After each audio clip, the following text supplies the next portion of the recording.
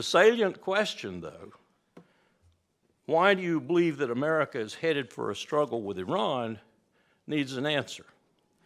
Certainly, America's unquestioning support is required, as has been the case from George W. Bush to Barack Obama to the rapture-seeking Mike Pence and the tweeter King Donald Trump.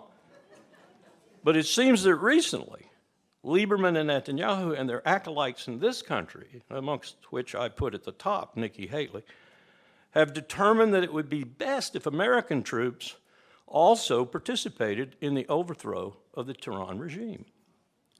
From one point of view, I suppose this is understandable, the crassly opportunistic point of view, that is, that better to squander your own allies' blood and treasure than your own, but it's certainly not in the character that I'm used to with regard to the state of Israel, and certainly not with regard to the Israeli Defense Force.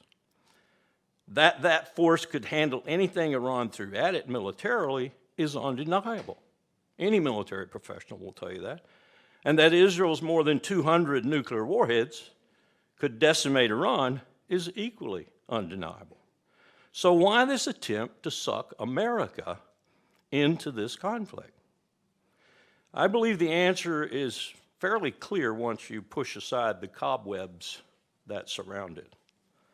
The legitimacy of great power is what I call it, and that is precisely what Netanyahu and Lieberman desire.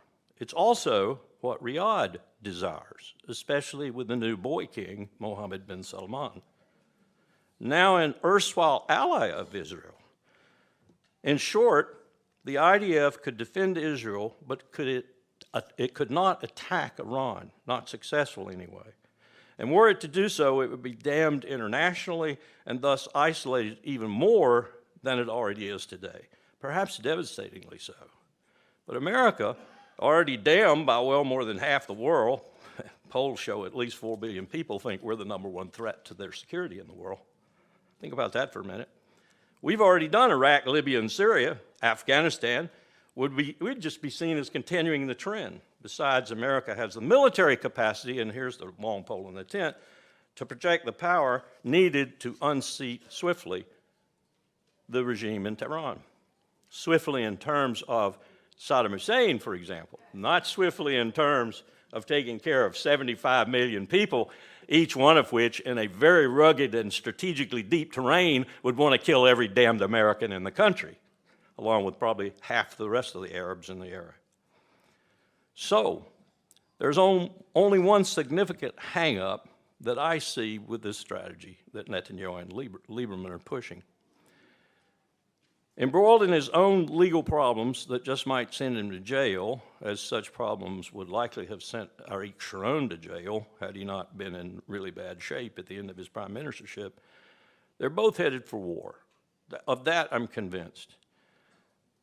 They will use Iran's allegedly existential to Israel presence in Syria, which is becoming even more so from a military perspective every day.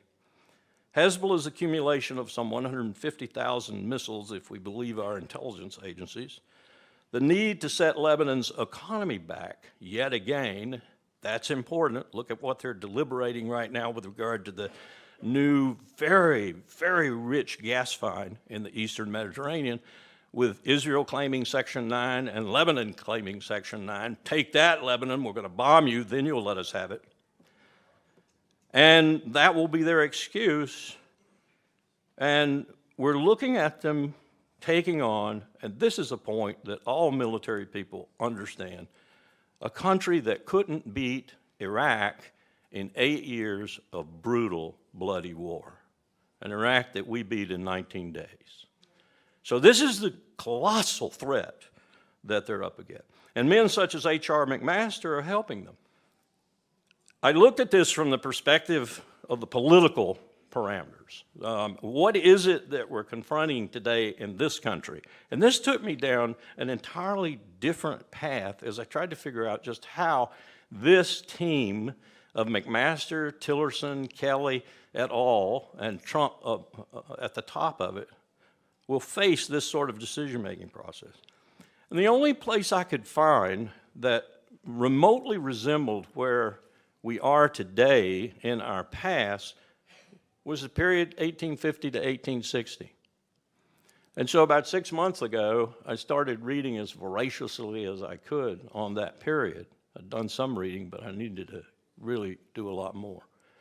It is stunning, the similarities between that period and now, particularly in the political situation where one side of the country wouldn't talk to the other side of the country, and vice versa. And I was struck today by some of the comments that were made that resemble the comments that were made by my region. My state fired on Fort Sumter, after all, back in those days. And if that is the political situation in which this government will do its national security decision-making, then we are in deeper trouble than even the prospects of a region-wide and perhaps even bigger war in the Middle East. And the country that will have started it all, the relationship, unbalanced as it is, that will have made it possible, is Israel. And that's the danger we face.